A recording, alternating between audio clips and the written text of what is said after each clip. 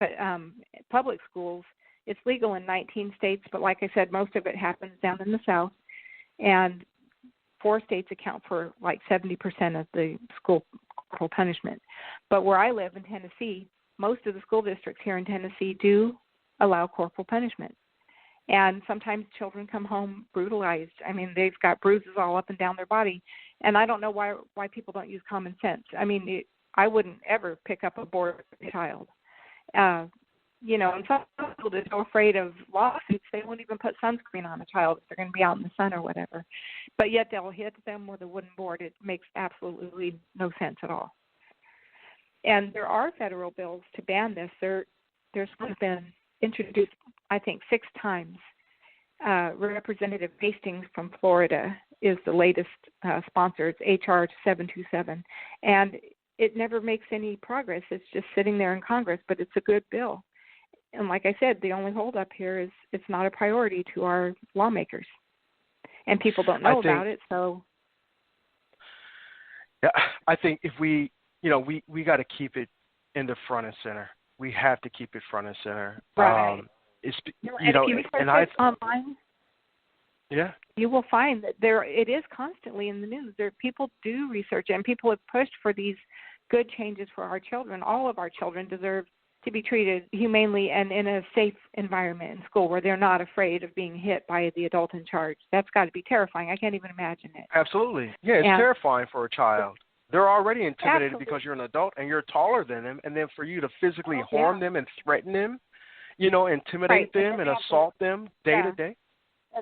They're in pain, and they have to sit there with tears running down their humiliated, go back in the classroom, and to you as being the adult in charge. It's outrageous. It's irreparable harm. They're never going to be the same. It certainly is. That's right, and there's no one there to protect them. It's just unbelievable. And we've had so many, professionals come forward and try to advocate on behalf of the children. I don't know why we're having why there's such an issue on this. Politics. One, you think DCSF would be definitely involved in a situation like this, right? As they are in the case of minorities. You think that they'd be head in on this? Well, here in Tennessee, several children in the last few years have shown up with bruises, and the state officials at the Department of Children's Services have stated that there is no wrongdoing because the law allows it. It's basically no rules. Anything goes. And they don't protect children. They can come home all bruised or whatever, and you're just basically out of luck if you're the parent. It's and horrific. So parents go crying to the news, and they, try to warn other parents about it. But the thing is, state law here in Tennessee, for instance, does not even require parental consent. They don't have to call you. They don't have to notify you. They can take your child and hit them with a piece of wood. And I know. It's because of advocates like yourself and Jody Cohen, and is it Haru Cohen as well? Is it Cohen or am I saying their names? Cohen. I know Cohen, but then there's Yeah, then there's Coryne. Is that Haru Cohen? Oh, maybe. Those are people that work on an investigation with ProPublica. Right, ProPublica, exactly. Yeah, Jennifer Smith. Yeah, she was one of the other ones as well. Yeah. Yeah, and they expose what's going on to the kids in the school. I love it. I love that they're exposing what's going on with these children. I just don't want to be butchering their names, but I want to definitely say thank you to Stacey Patton and Jody Cohen and Haru Cohen for the work that they've done, and Jennifer Smith and yourself and all the other advocates that are fighting for justice in an unjust society that fails to protect our children from such heinous crimes as assault against their bodies. It's just horrible. And it matters. I mean, That's right. These kids, they're going to be adults in the working world, and they're going to be our future, and we need to show them some respect. The only way you can get a child to respect you is you have to earn it. You cannot get respect through fear and violence. That's not going to happen. If you're treated with fear and violence, you're going to distrust that person, and you're going to be angry, and you're not going to reproduce that fear. Punishment was for. Yeah. You're not going to remember what that punishment was for. You're just going to avoid being caught, So that it's ineffective. It's unfair. It's unjust. and it's a fault. They would never show that on TV because it would stop in a real hurry. If they had showed it on the 5 o'clock news, these children being paddled in schools, I think they should have cameras in the school buildings in all the common areas, so that people could just check in and see what's happening with the children. Exactly, because you got some of these schools they got a closed door policy. They sure do. They have a closed door policy where you can't just come in.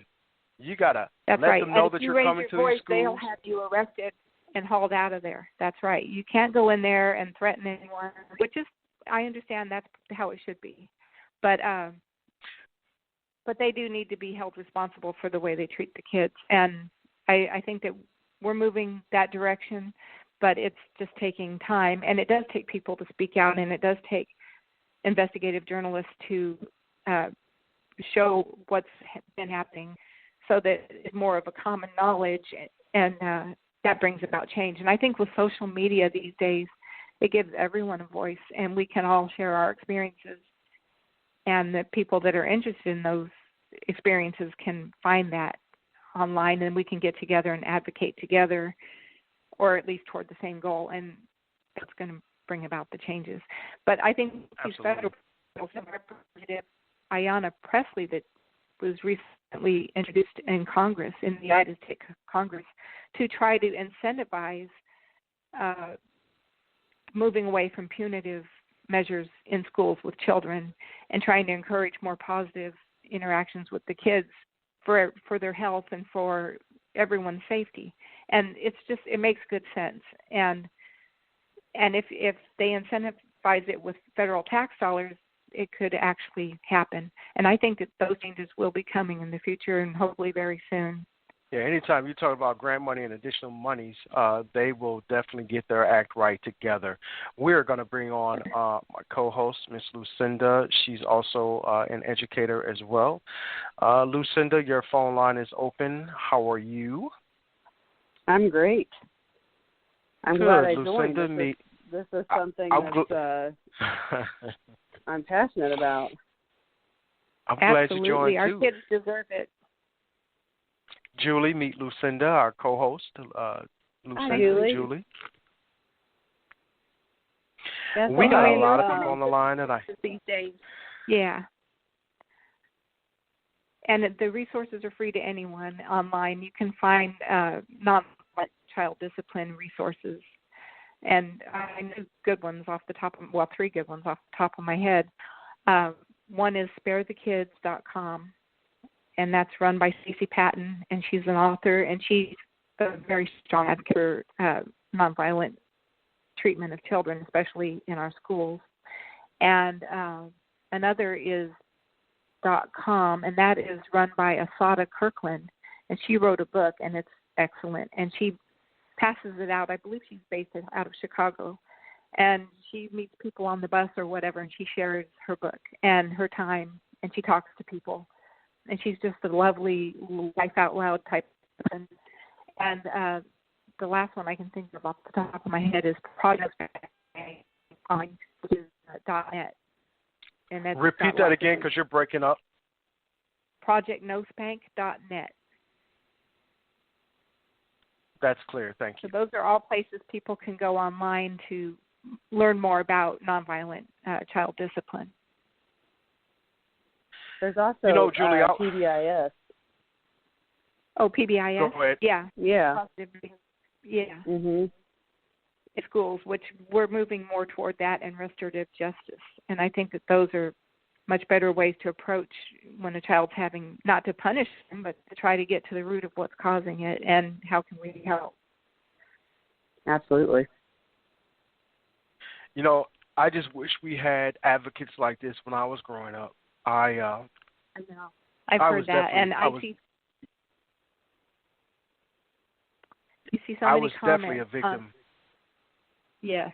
Yeah, I was just going to say that I was definitely a victim. Like, I grew up in Illinois, in a small town, and the school that I was attending, they spared no shame. They would whip you with a paddle, a wooden paddle, a rubber paddle, a yardstick, just whatever. and I got it pretty regular in school, I tell you. It was just horrible. I hated school. I can't even imagine what it's like to witness that, much less to have it done to you. I mean, that would be horrifying and terrifying. I just can't imagine it. And I wouldn't want that for my child. I wouldn't want them even to be in an environment like that. That's just one aspect of the abuse. Not to mention, you've got children being restrained, you got children being in seclusion, the whole school to prison pipeline. We've got that going on as well. And it's just one after the other. And unfortunately, we just don't put as much thought and effort into what's going on with our kids as we need to, because we can't trust the people in charge that are working in these schools or whatever. They're exposed to whatever that person's issues are, and I think most educators are good, but there are some who are abusive, and it's a tragic thing, some of the things that happen in the schools. It's been detailed in other investigative reports. Back in 2009, there was a CBS investigation by the United States Government Accountability Office that found that abuse in schools is widespread. And since then, really not much has changed. And we are starting to see changes. This ProPublica did that investigative report there in Illinois in the schools, and the governor jumped right in to take emergency action to halt the isolated timeouts in the schools. Yep. And that's good. We're seeing progress, because when we have reports like that, it sheds light where it needs to be so that people are more aware of it. And when abusive situations are happening to children, they're so innocent, people demand that, we change that. So this is going to happen. Yeah, it's definitely going to happen. We're going to continue to fight this fight and advocate for these children, because they are certainly a significant part of our future. And we have to protect them. If we don't protect them, no one else will protect them. These are our doctors, lawyers, educators, scientists, geologists, NASA. We need them. We need them. And if we are stunting their growth and their future now. They're important in somebody's life now, and they will be the rest of their life. And we need to make sure that we're treating them right. It matters. And it doesn't matter. They're the person that serves our food or whatever. I mean, all of those, all people matter. It doesn't matter where they come from. And to treat them differently based on where they live, because this is what it comes down to, is zip codes. And right, exactly. That's not acceptable. And, the United States is the only nation that has not signed the United Nations Treaty Treaty for Children, saying that children deserve not to be abused, etc. We're the only nation that won't sign that, because I wonder why that is. Folks want to believe that their children are their property, and if they want to beat them, they can, which is not okay. So I think that we'll get there. It's just been a struggle, but it's a struggle that's worth it. The fight, it's worth it. So, and raising awareness, which we're doing that. And like I said, they're using our words now. Now the editorial talks about beating kids. They're using words that everyone can understand. They're not dressing it up and calling it a cute thing like paddling. That sounds so sweet. It doesn't sound harmful, but it's not. It is very harmful. It is, absolutely, because they're beating these children. They're hitting these children. They're assaulting these children. It is all the same. It's abuse. It is assault. It's abuse. It's mental abuse. It's physical abuse. But if you work and your boss could take you in the office and take a big wooden spanking paddle and hit you with it a couple of times, can you imagine how that would feel? I can't even imagine it. And this is what's happening to children. Julie, I need you to repeat that, because you kind of went in and out again. Just repeat what you just said. I want to make sure that we have that clear. if your employer could take you and paddle you in an office for being late, say, this is what our children are facing.